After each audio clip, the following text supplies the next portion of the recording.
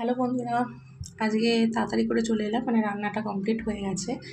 তো কি কি মেনু হয়েছে তোমাদের সাথে শেয়ার করার জন্য চলে এলাম তাড়াতাড়ি, যে কি মেনু রান্না করেছি আজকে চলো দেখানো যাক।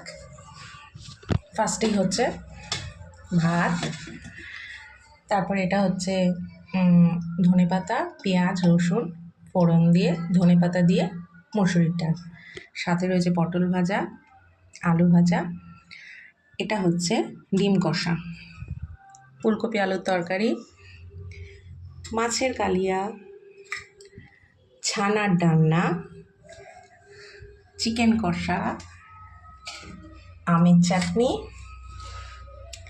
এটা হচ্ছে টমেটোর চাটনি, সাথে রয়েছে পাঁপড় ভাজা। এই হচ্ছে আমার আজকের মেনু। এত কিছু করে জাস্ট কমপ্লিট করলাম।